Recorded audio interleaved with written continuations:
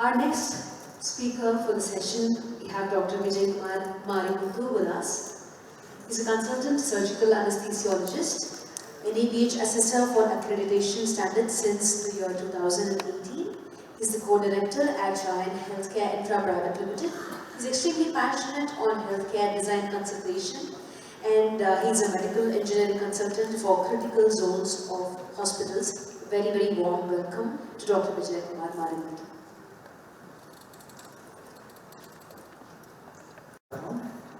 I know this is not the right time to talk on a personal topic because we have to identify the spaces where we can put in our minds to avoid the mistakes that are possible in the hospital sector.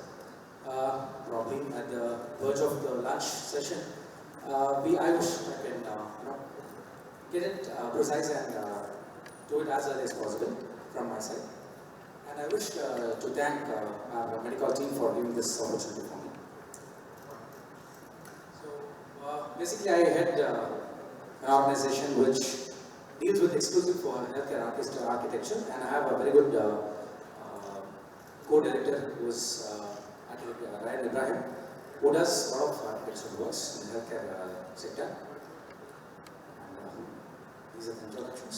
Okay, let me pen down the most common mistakes which are happening at the healthcare project commencement itself. So I might be different in the numbers, but and it is my perspective. So probably few of you have different perspectives in the criteria which we are going to discuss right away. So the first one is the selection of the land. What happens is predominantly people make a huge mistake, I would rather call that way, because they actually procure the land and then they subject their piece of land to the architectural team for their development of the project, which is actually the vice versa. It has to happen. We have to identify the land, get the proper compatibility of the project with a particular piece of land affirmed, and then probably we can take it for the procurement, which generally we don't do. Probably the clients, they don't do it. And we have to identify the classification of the land as well. So on a broader note, we have this wetland and the dryland classifications, probably you might have heard of. And we have this commercial and the hospital lands, and commercial residential, mixed residential zones. All these things are always existing in the selection of land criteria. However, what happens is people do procure a wetland wherein we cannot go ahead with the statutory requirements in terms of approvals are concerned, and then again we need to delay the project proceedings because of the land conversion and all those kind of activities which are based over there. And the third point is the selection of the appropriate piece of land for their requirement. For example, if we have 1.5 grounds or 2 grounds land, and expecting a 40 to 50 bedded hospital is probably inappropriate. As well, having a huge piece of land and planning for a small unit might be a loss of capital investment as well. The second point where most of the troubleshoots happen is at the approval level, where we are not following the right path for the approval process. We are getting ended up with unauthorized licensing survivors, and that they do the process for the approval documentation, and subsequently they get stuck elsewhere, and the project might be dropped. And we have few of the cases, few of our clients who are suffering in such kind of situations that we are trying to work on it, which might unnecessarily delay your commencement of the project. And obtaining the appropriate no objection certificates for the project is highly essential. Like for example, the fire NOC as mentioned by the speaker, and your highway authorities approval for if your land is on the highways, something like that. So we need to be more focused on the approval documentations as well. So we need to identify whether we have the right approval for the project, and then subsequently we can go ahead, either the commercial or hospital, based on the the segmentalization of the land classification. We have a lot of statutory and the terms to be followed.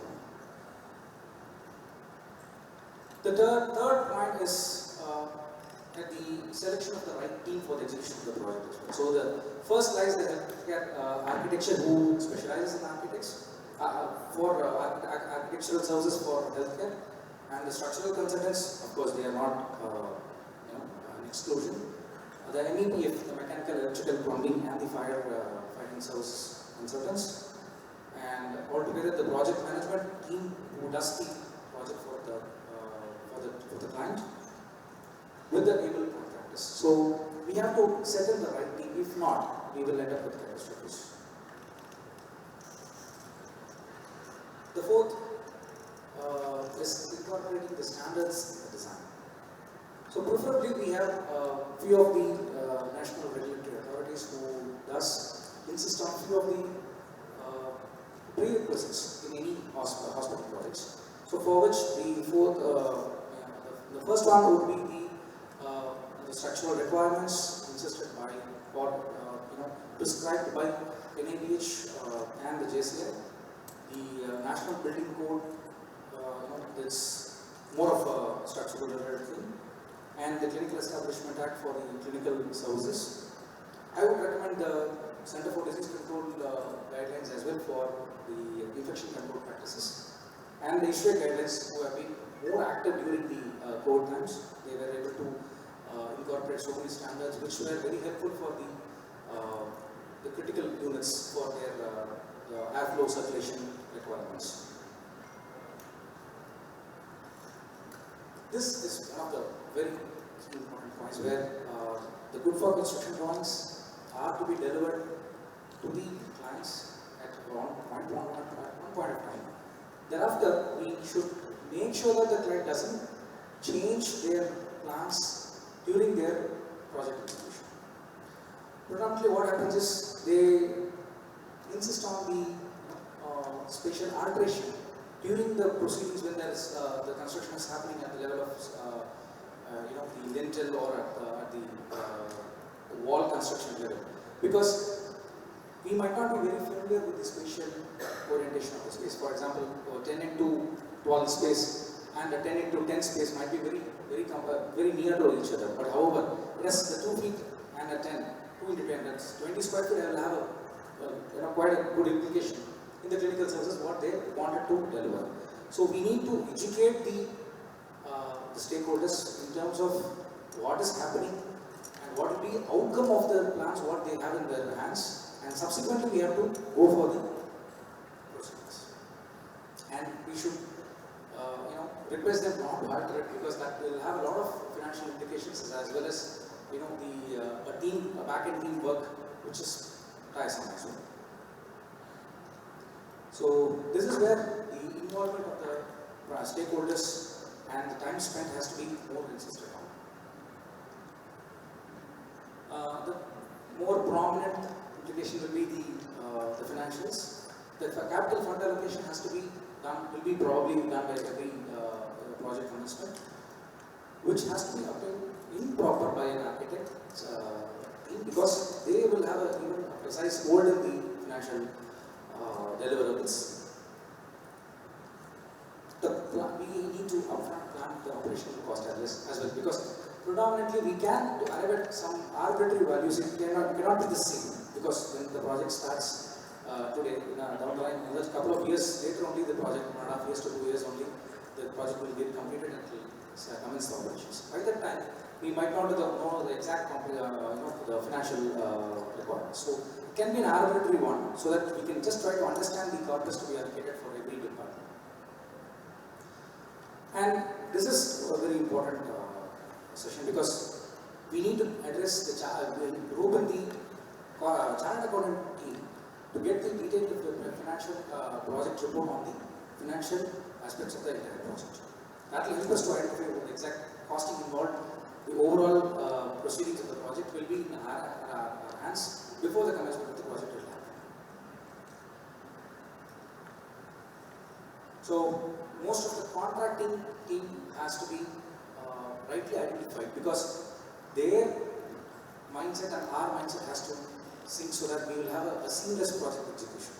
That's a very essential part, because most of the people, when they don't have the appropriate the team in place, they might have some kickbacks in their project proceedings as well.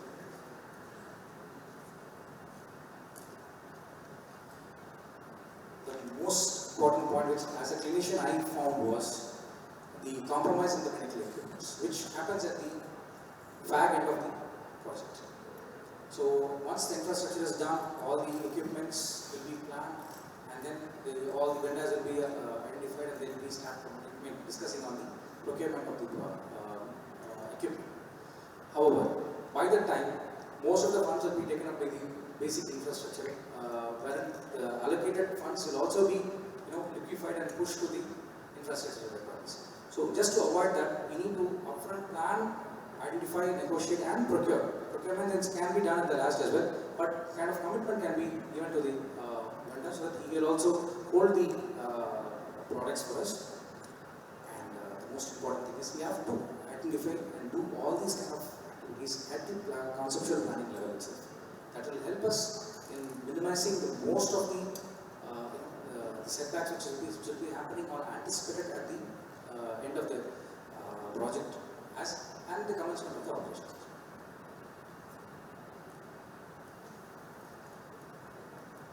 The O&M, the operations and maintenance team, does have a great role in avoiding the pitfalls during the project establishment. I always insist on the stakeholders to get the team operations and maintenance into the planning level itself, so that if possible, such that their inputs also will be taken into consideration, and they can also be involved in the project management, so that during the course of time, their inputs will be very essential, as well as towards the end of the project, their the assigned task for them also commences, and there will be a seamless transition between the people who have planned and who is going to take up the operation. So if both the team members are the same, probably the commissioning process and all those kind of activities which is going to carry forward will be at ease. And I wish always the primary stakeholders to get into the system, because most of the client, what they say is, when we approach for them for the discussion, they say this is not the time, I cannot allocate time, and I'll find some time. Or they deploy somebody secondary to them, or my brother is there who can take care of the project, kindly address his time, or something like that. What happens is, ultimately at the end of the day, they might not know exactly what's happening in their own organization. So better, we need to spend time, and of course we have to make them realize what the time they're going to spend is going to make them earn the profit. Resource optimization and resource allocation for every space. In O&M, predominantly the problem happens is at the resource allocation level, because people, they say, I have so many staffs to work actually, but the productivity is not there. But ideally that's not the way. They have to be properly channelized, they have to be educated, they have to be inducted in a proper way, so that the clinical activities and the clinical pathways are more familiar for them. The more they're familiar, the productivity is also going to be increased. And defining the SOPs. So we have very many bodies which is available right away. NIH is very much insisting on the standard operating procedures for every departments and for every zones in the hospital. So those things can be, probably we can adhere to that, and so that we can get the things resolved. And you might have heard the periodical plant maintenance of the PPM of medical equipments. I would rather suggest to extend that to the entire unit as well, because for the entire hospital, if it's going to happen from the top to bottom, it is going to be very useful in terms of the operational maintenance teams activities are going to be done. And the stakeholders also can be able to identify where the financial losses can happen, where we can save the money. All those things can be understood only when they have the O&M strong at their back. And of course, strictly have to adhere to the accreditation standards. They are facilitating us to make the job at ease. It is only their guidance which is going to make, and of course I've seen for the past 10 years, I've been seeing the clinical transformation, the way how the practice is happening, the way how the quality of standards have been increased. Not very great, but marginally it has increased to very substantial standards where the stakeholders, I mean the patients and the hospital owners, both of them are getting benefited in various ways. Last but not the least would be the ideal communication to the public. That is the branding. So we need to brand ourselves in a very systematic way, and I insist also to have a fund allocation, a recurring fund allocation for this activity, so that you need to show your consistency, and most of the leading brand players are on the same note. So digital marketing is, of course, you might have seen for the past 2.5 years or 3 years where people have been so much into the digital marketing. So that has a very good, pitch, and it's got a very big role to play. And the focus to services. So we're not generally going on with so many activities are happening in a hospital. That's not the way we have to actually present ourselves. We be very precise in the activities what we're going to do in terms of campaigning is concerned. If we have a very focused campaigning, the approach and the pitch should be very strong, and we can get more business out of that. And as I mentioned, targeted allocation of the funds which is on a recurring basis, we need to have in place, so that you can have this analytics in place.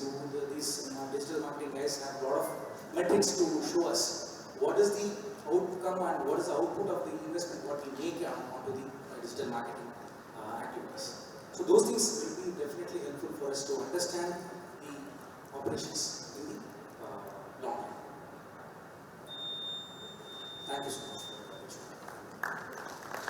Thank you so much, sir.